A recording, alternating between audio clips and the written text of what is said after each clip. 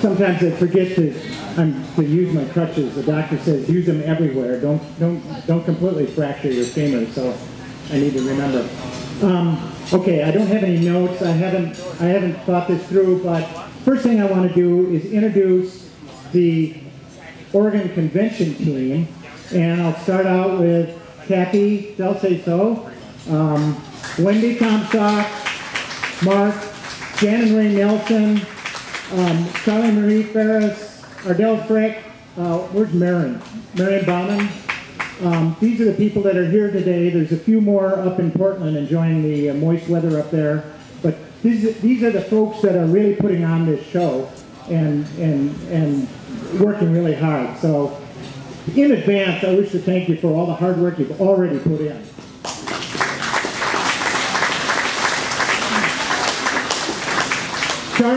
Charlie, you may want to come up here now. There's plenty of flyers over here on the desk and some registration forms for next year's convention, which is in the first part of June. The only events that I'm going to mention are the key attractions of this next year's convention is that the banquet's going to be held in Timberline Lodge, which is a historic, beautiful structure. It's a venue not to be missed. We're going to have Kenyon Stebbins, who's the son of Rollin Stebbins, an early completer of the 48 states, the second person to essentially complete the Highpoints. His father communicated with H. Marshall, who was the first person to complete the Highpoints of the states back in 1936. Back then they didn't have email, or in most cases they didn't have telephone, because Marshall stayed at a hotel. That's where he lived, up in Vancouver, Washington. And all those handwritten letters and manuscripts have been assembled, and we're going to have a ceremony during the banquet and donate them to the Mazamas organization up there. So that's going to be very special to do that. If you can see the slides up here real brief. Go back. Yeah, go back. The host hotel is the Mount Hood Inn, which is the Best Western. It's in Government Camp, which is just the east of Portland. And that's our host hotel. And there's limited rooms there, and they're going very fast. So when you submit your registration forms tonight, get on the phone and call them and get a room reserved. That's the host hotel. There are other options. Next slide. That's the lobby where we'll be registering next year. There are other options, including the Timberline Lodge, which is very pricey. The resort at the mountain is a very nice place. It's only $25 more expensive than the Best Western, and I recommend that place. It's very nice and nearby. There's also in Government Camp, there's also places like the Mazama Lodge and Huckleberry Inn that have dormitory, bunk style lodging accommodations. You pay $24, you get a bunk and you get a meal. You have to bring your own linen, but you know, that's a far cry from paying $235 for a night at Timberline Lodge. But there's your wide range of lodging available in that area. Next slide. That's the scene of the Friday night social. We're working with the Mazama Lodge the Mazama organization to be at the lodge at the base of Mount Hood for the Friday night social. Next. That's the entrance to the Timberline Lodge. You'll see a photo of Timberline Lodge and Mount Hood on the cover of the newsletter. Next. Meeting rooms, that's where the board of directors are going to meet. So you can see there's plenty of room for everybody to attend and listen in on what they talk about. The banquet hall is a large hall. It seats 200, and there's additional overflow accommodations throughout Timberline Lodge. Next slide. You walk up these stairs to the Raven's Nest, which holds about 100 more people. Next slide.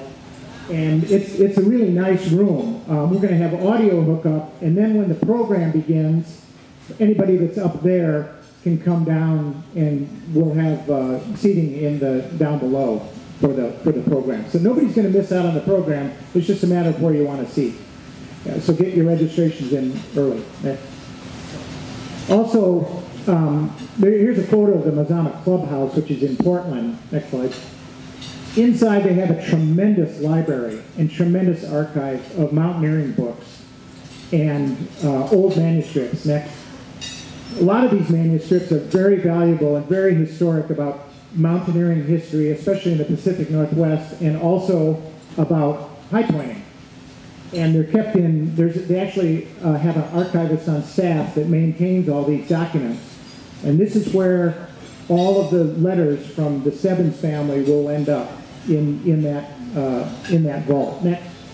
And here's a photo of when we visited in January. We were looking at the original photos by A.H. Marshall, the first person to complete the states back in 1936. So they do have a section just devoted to that. So there's a strong link between the Mazamas up there, Mount Hood, and the Highpointers, and we're really going to be going back to the roots of high pointing during this convention.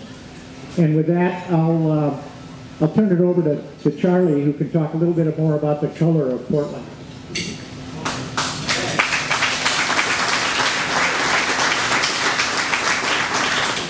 First thing I want to say is I want to thank everybody here at the Ohio Convention for giving us such a good time. This has been a great time. But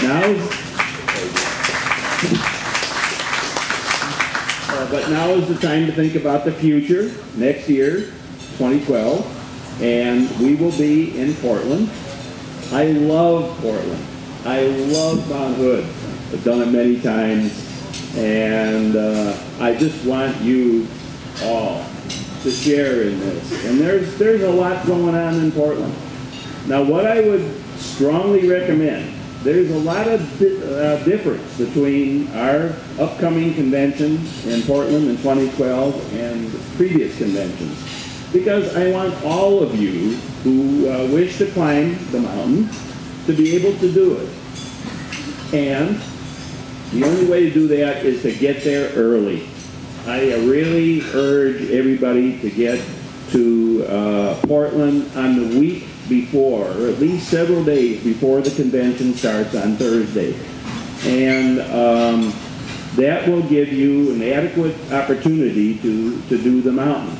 In a typical week in June, we have probably 2 to 3 days in a typical week of June where the mountain can be safely ascended.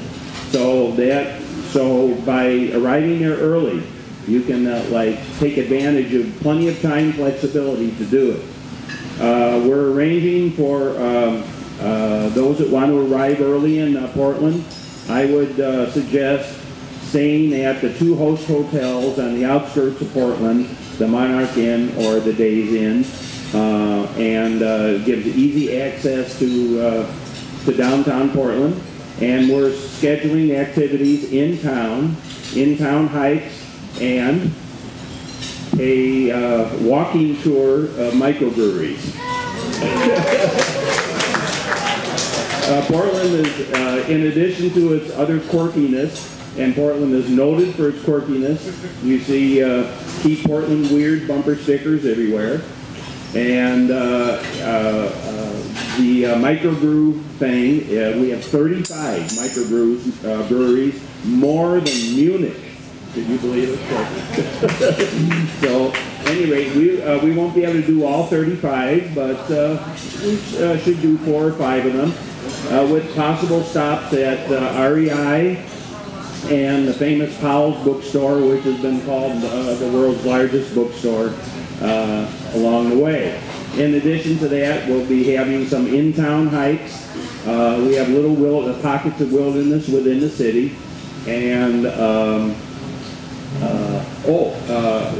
Rick Craycraft is also going to lead a climb of Mount St. Helens for those who have not done the mountain. It's a non-technical climb and has a lot more opportunities to reach the summit than possibly Hood does. And golly, what else more can I say about it? I just love Portland. I hope you all can come. And the other thing is the weather. I'm a retired meteorologist, and it's all your fault. The weather is going to thing that will be the one thing that will probably mess you up on your ascent of Mount Hood.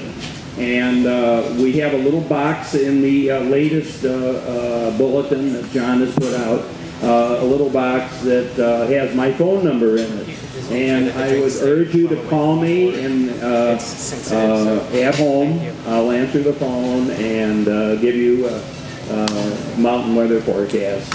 I've done the mountain a number of times, and I think I know the weather on it. And let's see.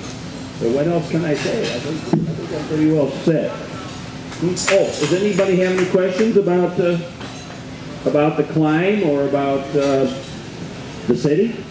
Yes. What's the weather going to be like in June 2012? If I could tell you, I'd be a rich man. but on the average, you'd probably have only 2 or 3 days during that week, Rose Festival week, to climb the mountain. So kind of keep that in mind. That's an important thing to keep in mind. If you are going to arrive on Wednesday or Thursday, you may or may not be able to do it. So I would urge strongly that you arrive on Monday or Tuesday of that week.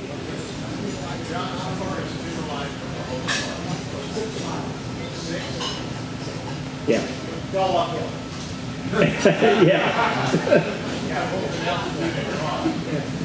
Timberline Lodge sits at about 6,000 feet, and Government Camp, where the host hotel is, basically at the base of the peak. Any other questions about? Mike. Any chance of you getting them to open up that chairlift for special hours? To extend the chairlift. The chairlift is problematic as far as we've talked to them about adjusting the hours, but the snowcats, the people that operate the snowcats, will add more snowcats for us to go up if that's the way you want to do. Taking a snowcat cuts the hike in half essentially, because they'll take it up to the top of the ski lifts, and some of us are going to use that because we've already climbed it once from Timberline. And we want to take the snowcat. Right, Don? Right. And in that regard, I want to, Dave Colville, could you stand up? Dave Colville is, he's coordinating all the information you need on climbing the peak. He's going, if you have any questions about your condition, your experience, what you might need, how you find groups, about the guide service or snowcats, please contact Dave. We've got his contact information in the newsletter, and this guy understands it really well. He's been up several times by several different routes, and he's volunteered to help people, assist people on getting up Mount Hood. Okay, well, thank you very much, and I hope we'll see you next year.